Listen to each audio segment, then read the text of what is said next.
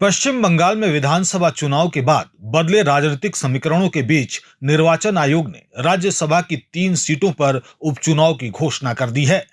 इन सीटों पर 24 जुलाई को मतदान होगा।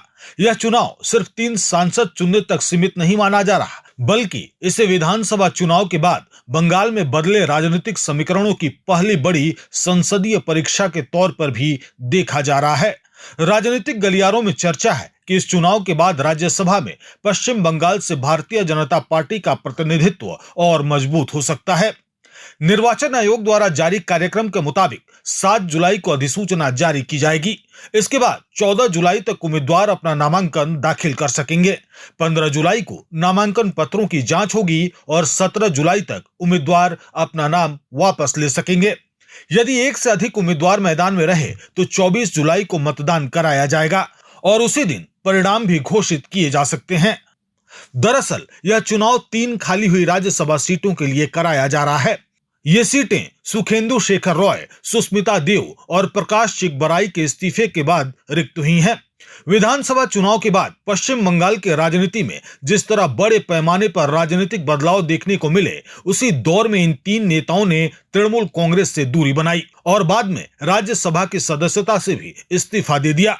इस्तीफों के बाद तीनों नेताओं की राजनीतिक गतिविधियां भी लगातार चर्चा में रहीं। सुष्मिता देव को असम के मुख्यमंत्री हिमंता बिस्वा शर्मा के साथ मुलाकात करते देखा गया।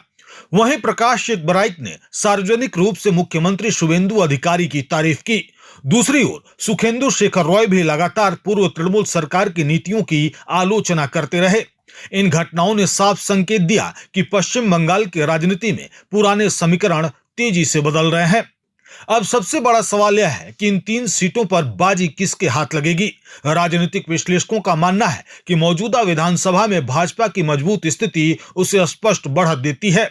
ऐसे में यदि भाजपा अपने उम्मीदवार मैदान में उतारती है तो उसके लिए इन सीटों पर जीत की संभावना काफी मजबूत मानी जा रही है।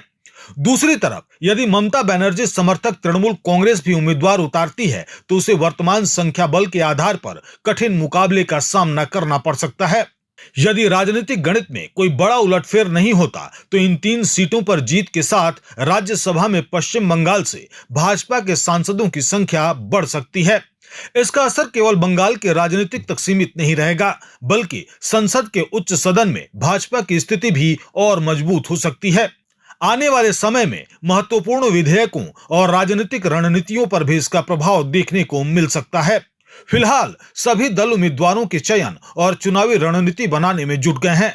अब निगाहें 24 जुलाई पर टिकी हैं, जब यह साफ हो जाएगा कि पश्चिम बंगाल से राज्यसभा की इन 3 सीटों पर कौन नई पारी शुरू करेगा।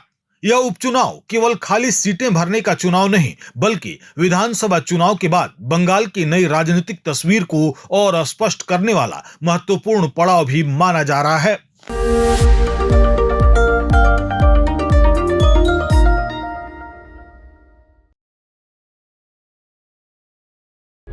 प्रभातखबर.com, विश्वास वही, रफ्तार नहीं।